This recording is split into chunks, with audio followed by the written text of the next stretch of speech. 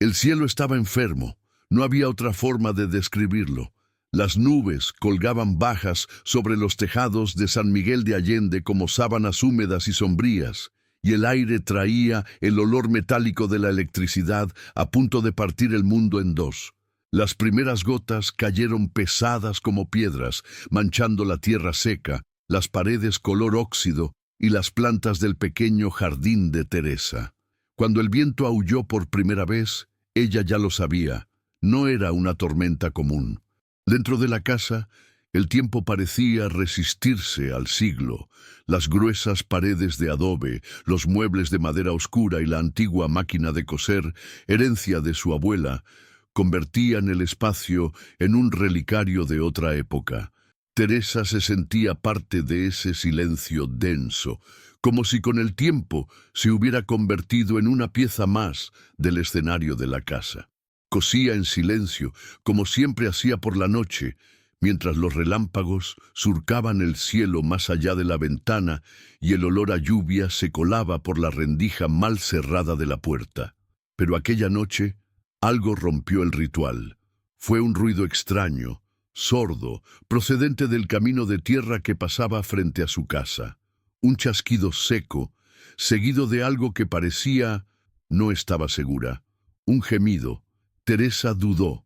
Sus ojos, ya cansados de las agujas y los trapos, buscaron la ventana, donde un relámpago iluminó por un segundo la silueta de algo caído en el arcén.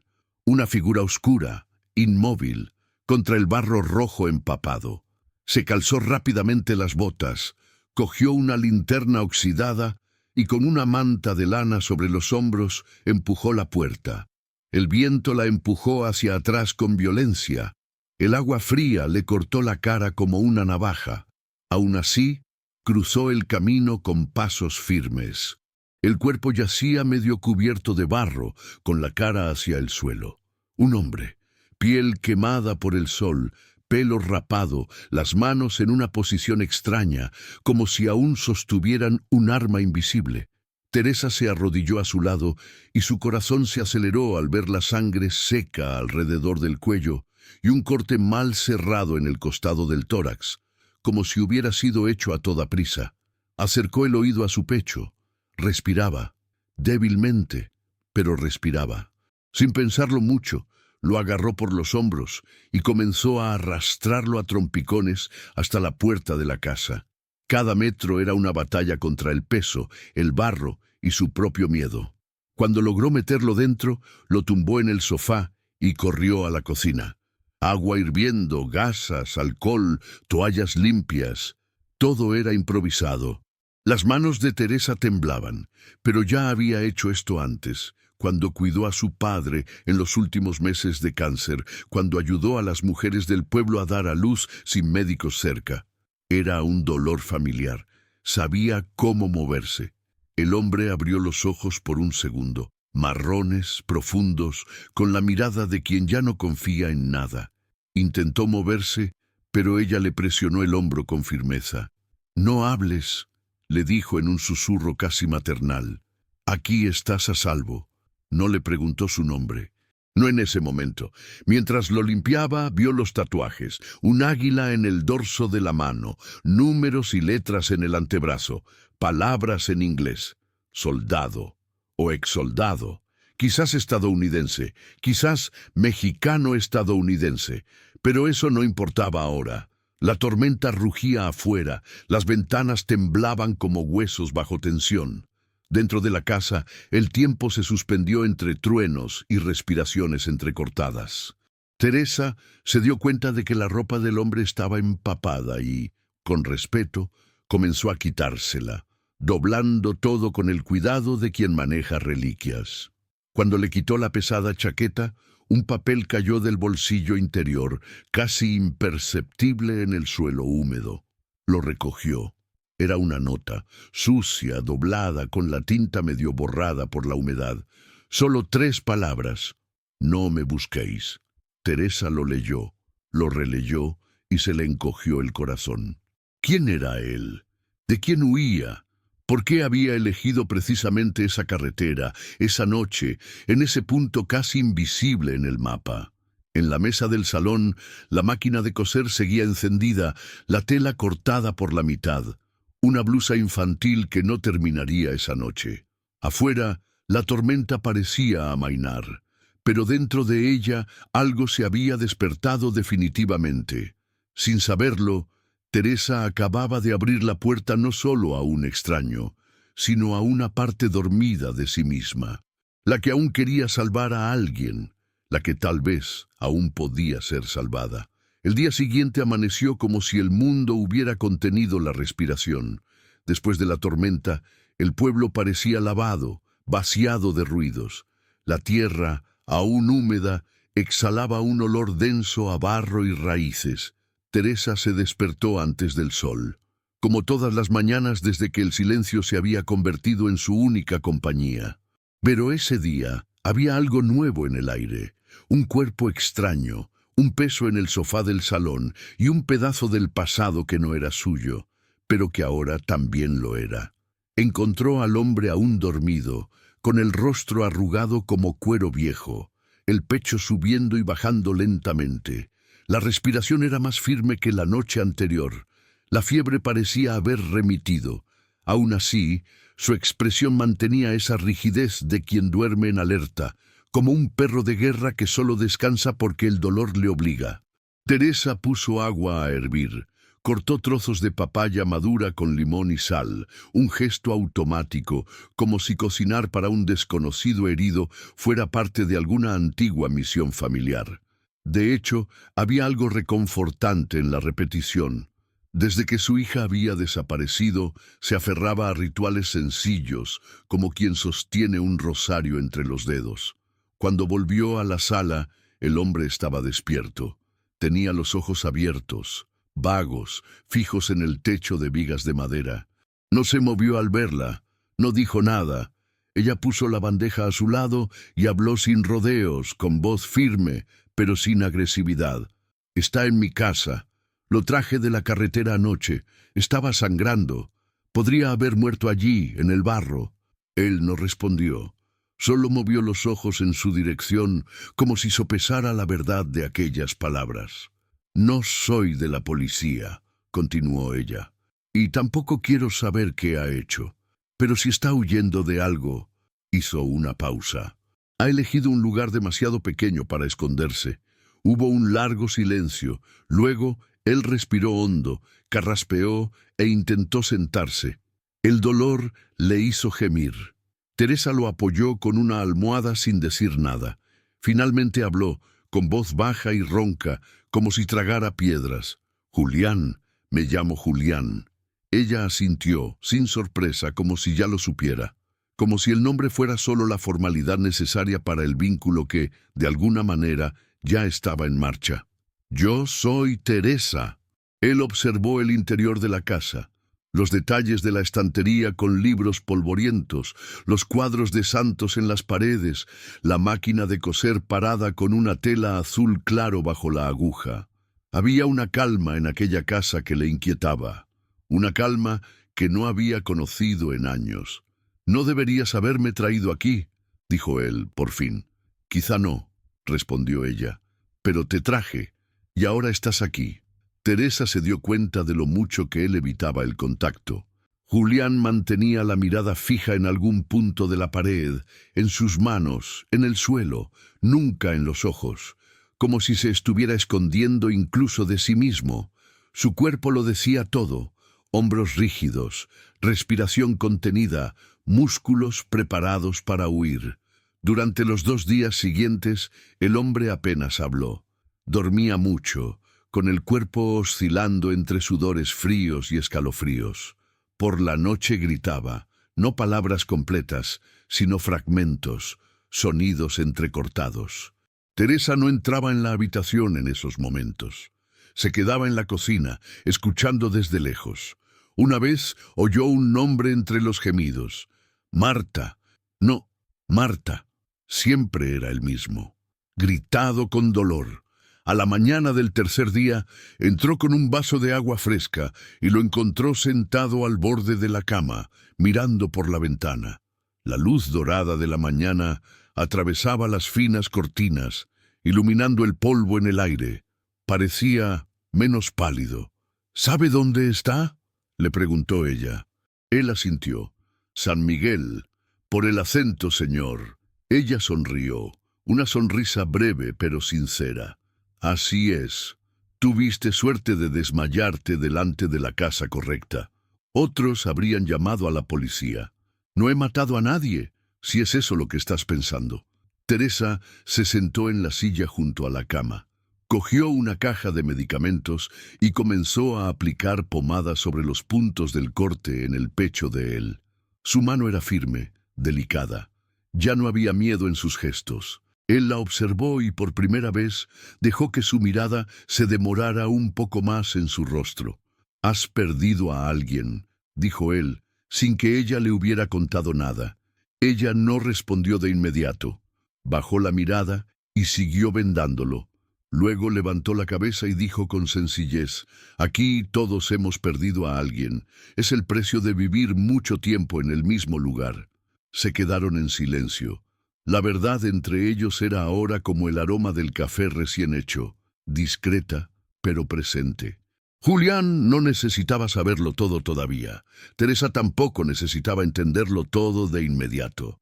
Pero algo se había establecido allí, una presencia mutua, una tregua silenciosa entre dos extraños marcados por la ausencia. Afuera, el sol ya secaba la tierra.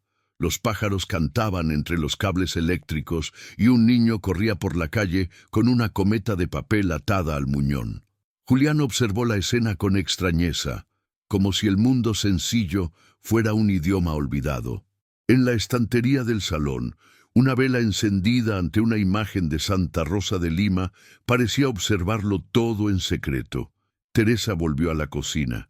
En el bolsillo de su delantal aún llevaba la nota arrugada. «No me busquéis». Las palabras parecían escritas para el mundo, pero ahora sentía que era su obligación leer entre líneas. ¿Quién era Marta? ¿De qué huía Julián? ¿Y por qué ella, entre tantos, era quien debía encontrarlo? El tiempo lo diría. Y ella, que ya no esperaba nada de la vida, sentía, aunque con miedo, que algo estaba a punto de cambiar. Las semanas siguientes pasaron como el agua entre los dedos, lentas, casi silenciosas, pero cargadas con algo imposible de detener. Julián permanecía en la casa, recuperándose lentamente, y Teresa se acostumbraba a su presencia como alguien que aprende a caminar en un pasillo oscuro.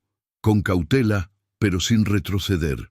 No intercambiaban muchas palabras, pero poco a poco su lenguaje se fue moldeando por otros caminos, por la forma en que ella dejaba una manta limpia al pie de la cama antes de que refrescara la noche, por la forma en que él lavaba los platos a pesar de que aún le dolía el hombro, por el silencio que compartían cuando el dolor parecía acechar en los rincones de la casa. San Miguel, sin embargo, no era un lugar donde alguien pudiera esconderse por mucho tiempo. Era una ciudad de calles estrechas y corazones aún más estrechos, donde las ventanas siempre se abren con más curiosidad que viento. Y pronto comenzaron las preguntas. La primera vino de doña Chela, la vecina de 90 años con ojos afilados como cuchillas. Y ese hombre, Tere, nunca lo había visto por aquí. Es pariente. Teresa sonrió, secándose las manos en el delantal. Primo de León. Ha venido a recuperarse de una operación. La mentira salió con naturalidad. Una frase reciclada de tiempos antiguos, utilizada por otras mujeres en situaciones similares, cuando era necesario proteger a alguien sin saber exactamente por qué. La explicación se extendió, repetida en murmullos y cuchicheos, en las colas del mercado, en los puestos de tamales, en la iglesia los domingos. Pero con el tiempo, la curiosidad se apagó, y Julián se convirtió en parte invisible de la casa. Durante el día, ayudaba en lo que podía. Podaba el jardín, limpiaba el cobertizo donde Teresa guardaba telas y cajas de recuerdos, cortaba leña. Por la noche, se quedaba en la sala, mirando el fuego de la chimenea con los ojos de alguien que buscaba allí algo que nunca volvería. Teresa lo observaba cuando él no se daba cuenta, y cuanto más lo observaba, más reconocía en él un tipo de dolor que solo quien ha vivido el colapso entiende: la culpa. No cualquier culpa, sino aquella que corroe sin hacer ruido, que impide dormir, que destruye el sabor de la comida, que arranca la fe del pecho. Ella lo conocía bien. Una tarde, mientras buscaba una tela en el cobertizo trasero, Teresa tropezó con una caja de madera olvidada bajo una manta bordada. Cuando la abrió, le ardieron los ojos.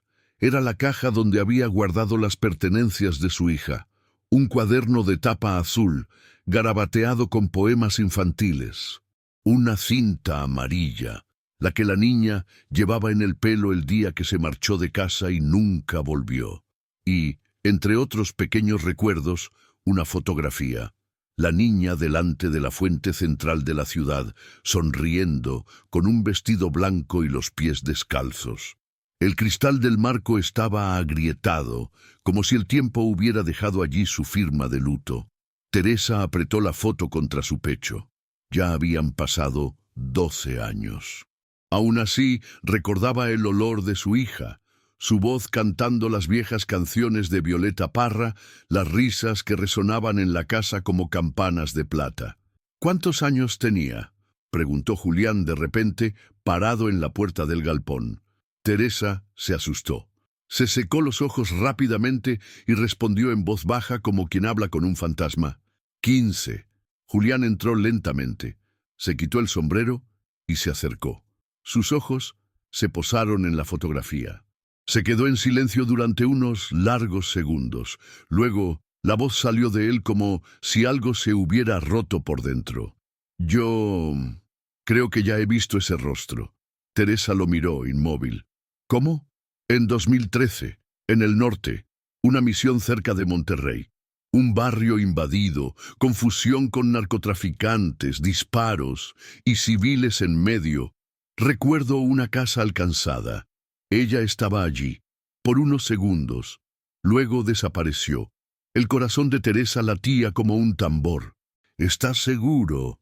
Julián no respondió de inmediato, pero su mirada era la de alguien que no quería recordar y, al mismo tiempo, sabía que ya era demasiado tarde para olvidar. Solo la vi por un instante. No sé cómo se llama. No sabía que era una niña desaparecida. Después de esa misión, todo se derrumbó. Muchos soldados desertaron. Yo fui uno de ellos. El silencio entre ellos fue pesado, tenso. El dolor, hasta entonces silencioso, ahora tenía nombre y dirección. Estabas en el lado equivocado del arma, susurró Teresa, y pagué el precio. Todavía lo estoy pagando. Quería gritar, quería golpearlo. Quería preguntarle cómo se atrevía a refugiarse allí, bajo el mismo techo que la madre de la niña a la que quizá él había ayudado a desaparecer. Pero no dijo nada, solo apartó la cara, se mordió los labios y salió del cobertizo con pasos pesados, llevando consigo la fotografía como una prueba condenatoria. Esa noche, Julián no cenó. Se quedó fuera, sentado en el porche, fumando un cigarrillo aplastado. Miró al cielo sin estrellas, como si allí estuvieran las respuestas que nunca supo dar. Teresa, dentro, se sentó frente a la máquina de coser, pero no cosió. Se quedó allí, con las manos en el regazo, escuchando el sonido del mundo exterior. Y en el fondo se formaba una pregunta amarga e inevitable. ¿Y si la única persona que sabía la verdad sobre su hija era precisamente a quien ella había salvado de la muerte? Las casas de San Miguel dormían, pero en aquella casa 2 almas se despertaban, una al borde del perdón, otra al borde de la confesión. En la sala principal de la casa, bajo la penumbra dorada de una lámpara con una pantalla de tela, la máquina de escribir descansaba como un altar olvidado.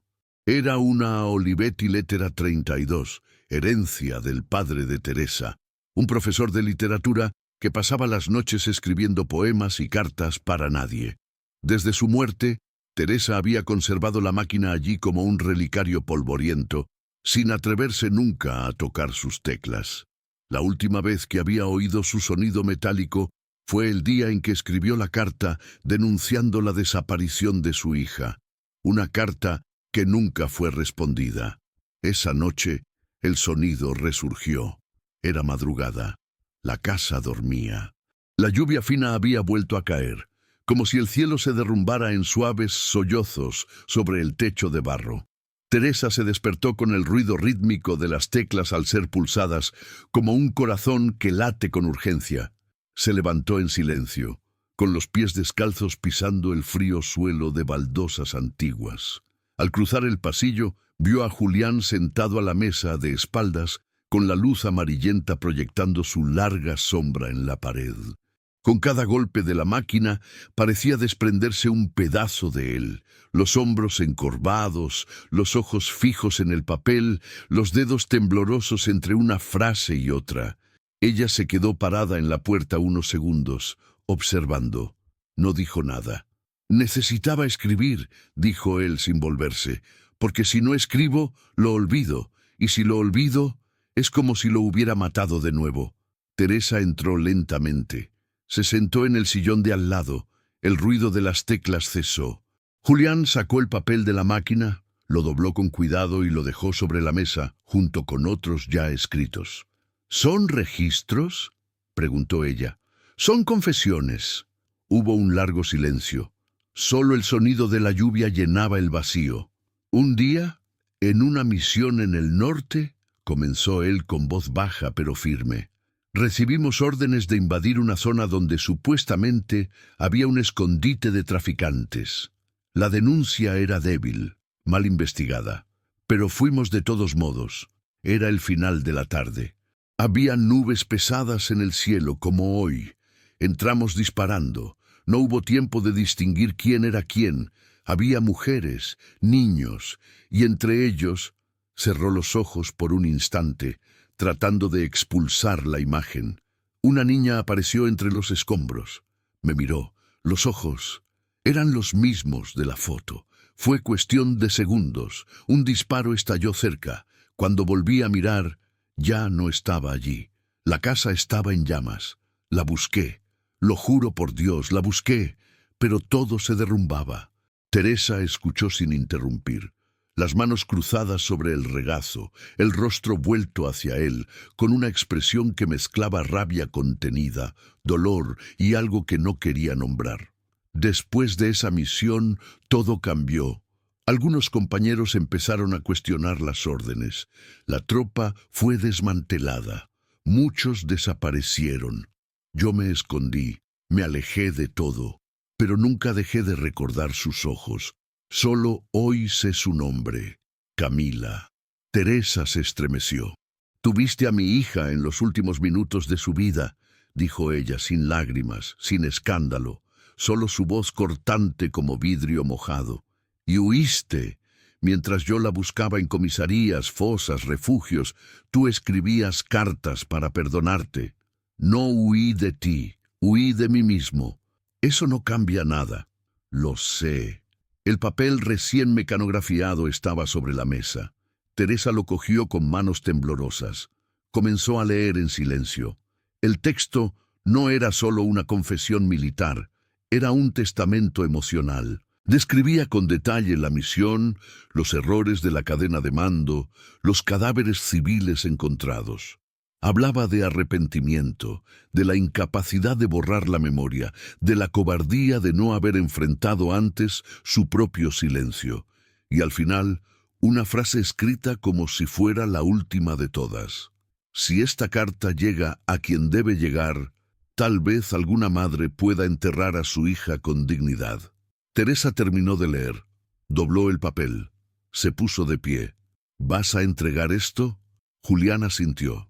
«A un antiguo sargento que ahora vive en Oaxaca. Él también se arrepiente, tiene contactos en la fiscalía. Es peligroso, pero es hora». Ella se quedó en silencio durante unos segundos. Luego lo miró con ojos viejos, heridos, pero no vacíos. «No estoy lista para perdonar. Yo tampoco. Pero te irás de aquí llevándote esto», dijo ella, señalando los papeles. «Y te asegurarás de que lleguen a donde deben llegar.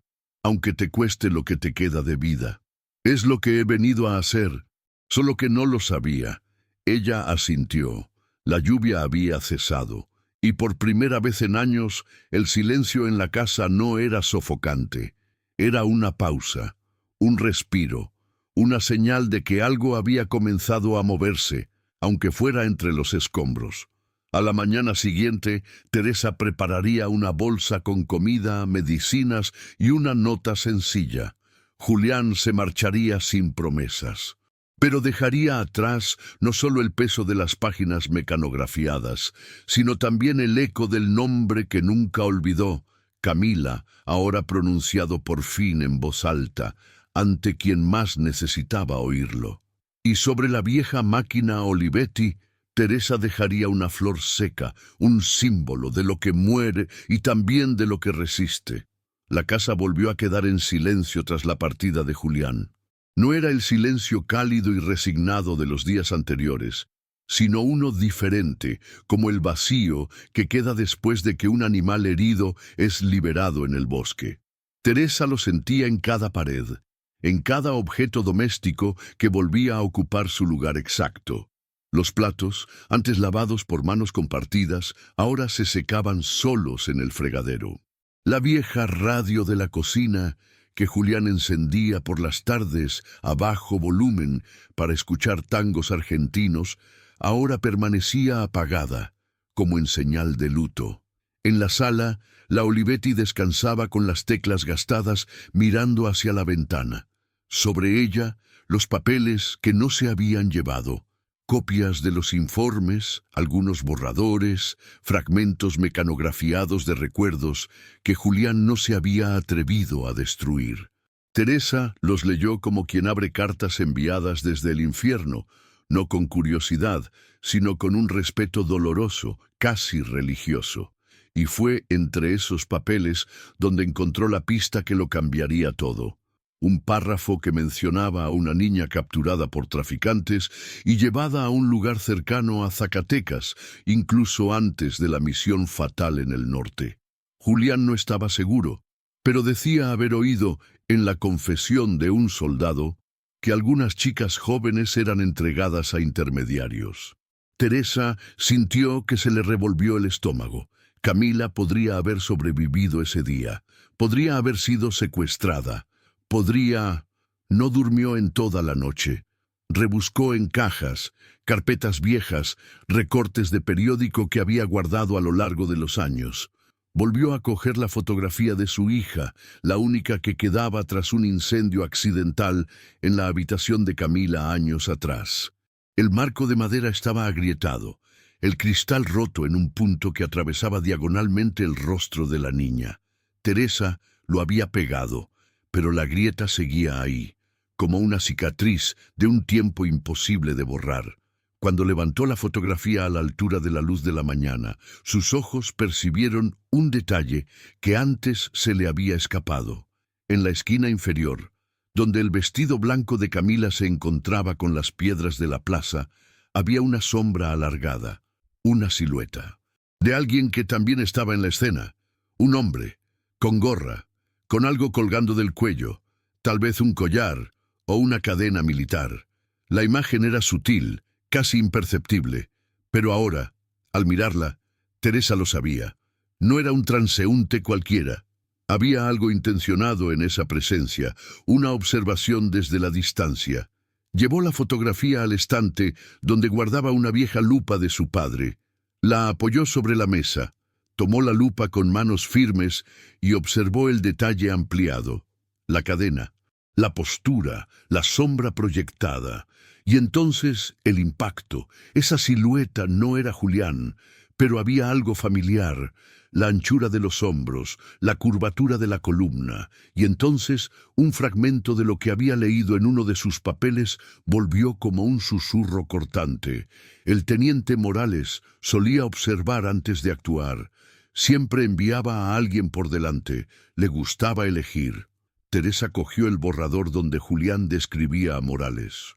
Un comandante calculador, de modales educados y mirada gélida. Un hombre que ahora vivía recluido en Guadalajara, protegido por el silencio y las conveniencias. Julián mencionaba que tenía conexión directa con las redes de tráfico de niñas y civiles desechables en zonas de conflicto. Era el nombre que nadie se atrevía a mencionar. Salió de casa aquella tarde con la fotografía en el bolso. Tomó un autobús hasta el centro de la ciudad y se dirigió a la antigua sede de la Fiscalía Regional, ahora convertida en un edificio municipal de salud. Pero allí nadie podía ayudarla. El caso estaba archivado. Todo lo que había sobre Camila era un informe sumario, sin nombres, sin investigaciones. Teresa sintió que se le cerraba la garganta. Por un instante pensó en rendirse, pero al salir del edificio se encontró por casualidad con una mujer que le sonrió. Era joven, de ojos marcados, y llevaba una camiseta con la inscripción «Hijas que no volvieron, madres que no se rinden». Teresa se detuvo. «¿Dónde conseguiste esa camiseta?». La mujer la miró, seria. «Formo parte del colectivo Raíz y Memoria. Buscamos a personas desaparecidas. ¿Has perdido a alguien?». Teresa sacó la fotografía del bolso. Se la entregó con manos temblorosas. «Mi hija, Camila, desde 2013». La mujer analizó la imagen y luego miró a Teresa con una expresión que no era de pena, sino de alianza. «Conozco a alguien que puede ayudarte, pero va a doler». «El dolor ya me conoce desde hace demasiado tiempo», respondió Teresa. «Ahora quiero que sirva para algo». Esa noche, de vuelta en casa, Teresa se sentó frente a la máquina de escribir. Por primera vez en 12 años, puso una hoja nueva en la Olivetti. Tecleó lentamente, palabras duras, pero limpias, relato por relato, fecha por fecha, nombre por nombre. Camila por fin tendría una historia que no fuera solo de desaparición. Y Teresa, sin saber cómo, comenzaba a tejer un nuevo tejido, hecho de memoria, denuncia y la primera costura de un duelo que por fin quería dejar de ser silencio. El sol salía con dificultad ese día, escondido detrás de una espesa capa de nubes grisáceas. La luz se esparcía débilmente por las calles empedradas de San Miguel, como si el cielo mismo estuviera cansado de ser testigo de tanto silencio, tanta ausencia. Teresa se despertó con el peso del pasado sobre el pecho. Ya no soñaba con Camila, ni siquiera con la niña de la infancia, de voz suave y pies descalzos por la cocina. Lo que la despertaba ahora era otro tipo de llamada, la necesidad de enfrentarse a lo que había pasado demasiado tiempo escondido bajo la alfombra de la supervivencia. El nombre de Morales, la silueta en la fotografía, los relatos de Julián. Cada pieza del rompecabezas volvía a la superficie, formando un retrato sucio y brutal de un país que nunca supo proteger a sus inocentes. Esa mañana, mientras preparaba el café, oyó pasos en el jardín. El sonido era inconfundible. 2 pasos lentos, un arrastrar de botas, una pausa. Teresa lo supo antes de verlo. Había vuelto. Julián apareció en la puerta, sucio por el camino, sin afeitar, con los ojos hundidos por el insomnio. Pero había algo diferente en él, un peso que, aunque todavía presente, parecía haber sido reposicionado, como si ahora supiera cómo llevarlo con más firmeza. «Lo entregué todo», dijo él sin esperar invitación. «Al sargento, a la comisión independiente. La copia se publicó en un dossier colectivo. Ya está circulando entre bastidores. El nombre de Morales aparece destacado. Intentarán silenciarlo, claro, pero ahora no es solo mi silencio lo que pesa».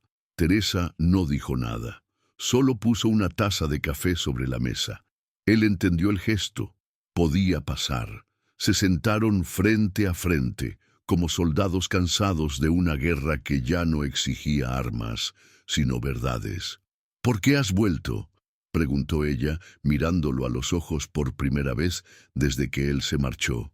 «Porque necesitaba verlo, saber si aún cabía en mí pedir lo que tal vez sea imposible». Ella respiró hondo. «¿El perdón?». Él asintió. «No he venido en busca de absolución. Sé lo que hice. o lo que dejé de hacer, pero no puedo seguir cargando con esta historia si sigue siendo solo mía. Teresa permaneció inmóvil, con la mirada fija en el humo que se elevaba de la taza.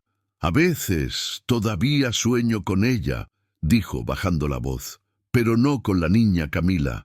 Sueño con en quién se habría convertido, con el rostro que nunca vi crecer. ¿Sabes lo que es eso? Él negó con la cabeza. Es como intentar recordar un perfume que solo has olido una vez en la vida, y el resto del tiempo es solo ausencia. Se hizo el silencio entre ellos. Julián bajó la mirada. Sacó algo del bolsillo. Era una pequeña cadena de plata. Encontré esto en la casa abandonada de la misión, entre los escombros. No me atreví a tirarlo. Pensé que podría ser suyo. Teresa tomó el objeto con manos temblorosas. Lo reconoció de inmediato. Era la cadena que le había regalado a su hija en su 12º cumpleaños. Un colgante en forma de estrella con la inscripción «Mi luz». Lloró, por primera vez delante de él, pero no lloró con rabia. Lloró con el tipo de dolor que ya no busca culpables, solo testigos. «El perdón no vive aquí», dijo ella con la voz entrecortada. «Todavía no, pero quizá algún día se mude». Julián asintió, tragando saliva. No pidió nada más. Se levantó para marcharse. Pero Teresa, antes de que él cruzara la puerta, volvió a hablar. «Mi dolor no te lo puedes llevar, pero puedes hacer algo con el tuyo. Lo que quieras. Hay otras madres, otras hijas. Ve a buscarlas, cuéntales, escribe, denuncia. No desaparezcas como tantos otros». Se detuvo en la puerta. «¿Sigues cosiendo para las niñas del pueblo?», preguntó, volviéndose. «De vez en cuando el dolor me deja. Algún día, si me lo permites, puedo volver. No como huésped, sino como alguien que ayuda». Ella pensó durante unos segundos. «Si algún día este lugar es lo suficientemente ligero para ello, sabrás que puedes entrar sin llamar». Julián se marchó, sin promesas, sin lágrimas. Desde dentro, Teresa se quedó sentada frente a la Olivetti, con la cadena de su hija en las manos, el corazón en suspenso.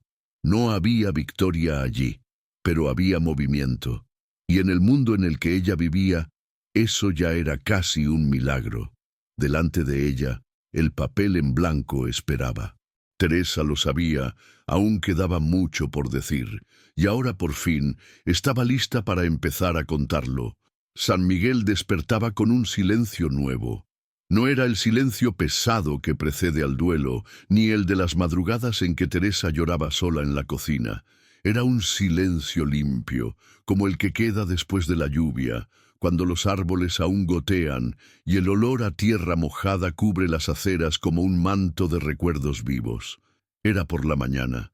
La luz atravesaba las vidrieras de la iglesia del centro de la ciudad, dibujando patrones de colores en el suelo de piedra. La campana sonaba lentamente y las palomas parecían volar a cámara lenta, como si el tiempo, por fin, hubiera aprendido a respetar el ritmo del dolor de los que se quedaban. En el pequeño cementerio del barrio de Atotonilco se había clavado una lápida nueva en la tierra. Era sencilla, blanca, con el nombre Camila Ríos grabado en letras suaves. Debajo, una frase elegida por Teresa, mecanografiada en una cinta antigua y luego tallada allí por un artesano local. Donde hubo luz, no puede haber olvido. Donde hubo luz, no puede haber olvido. No había ataúd, no exactamente. Los restos mortales identificados por los exámenes forenses habían sido entregados a las madres del colectivo Raíz y Memoria, y una pequeña urna de cerámica con las cenizas de Camila descansaba ahora bajo tierra, junto a una cinta azul sujeta entre flores de papel. Alrededor de la tumba había pocas personas. 3 mujeres del colectivo, un sacerdote que prefirió no hablar, solo bendecir con un gesto, y Teresa, vestida de oscuro, con el rostro sin maquillaje, los ojos tranquilos como la superficie de un pozo profundo. No lloraba, ya no lo necesitaba. Durante años quiso encontrar a su hija viva. Después, Quiso encontrar el cuerpo. Al final, lo entendió. Lo que buscaba era un lugar donde depositar el amor que seguía creciendo, incluso en su ausencia. Ahora, ese lugar existía, y eso era suficiente. Después de la ceremonia, Teresa regresó a casa a pie, pasando por las calles de piedras torcidas, donde cada puerta le parecía un espejo de su propia soledad. Pero ese día había una sensación nueva en su pecho, no de ligereza, sino de estabilidad, como si, por primera vez en mucho tiempo, supiera exactamente dónde pisaba. Al llegar, encendió una vela ante el altar casero, donde la imagen de Santa Rosa de Lima observaba en silencio, rodeada de flores secas y un rosario gastado. A su lado, colocó la fotografía de su hija y la cadena que Julián le había devuelto, no como reliquias, sino como ofrendas de una historia ahora completa, aunque trágica. Por la tarde sonó el timbre. Era una joven, morena, con el pelo recogido en un moño desordenado, una cicatriz en la mejilla izquierda y los ojos de quien ha visto demasiado. Llevaba una bolsa de telas en las manos. ¿Es usted Teresa Ríos? Me han dicho que cose vestidos para niñas. Teresa dudó. Miró la bolsa, luego a la joven. Sí, coso, respondió con voz clara. La joven sonrió. Estoy cuidando a 2 sobrinas. Vinieron conmigo desde Chihuahua. Hemos huido, bueno, de cosas. Lo han perdido todo. Una de ellas cumple años la semana que viene. Teresa abrió la puerta del todo. Pasa, veamos qué podemos hacer con estas telas. Mientras la chica entraba, la luz de la tarde inundaba la habitación. La Olivetti seguía sobre la mesa. Junto a ella, una nueva pila de hojas en blanco y encima un sobre con el nombre de Teresa escrito a mano. No había remitente. Lo reconoció. La letra era de Julián. Lo abrió con cuidado. Dentro había un solo papel. No puedo devolverte a tu hija, pero puedo transformar mi dolor en un puente. Gracias por no matarme con la mirada. Seguiré hablando, seguiré contando. Quizás algún día, al final del camino, me mires con otras palabras. Hasta entonces, sigo agradecido por haberme acogido. J. Teresa dobló el papel. Lo guardó en el cajón de la máquina. En el balcón, el viento volvía a soplar, pero esta vez sin urgencia. Solo tocaba las cortinas, como los dedos de alguien que ya no quiere huir.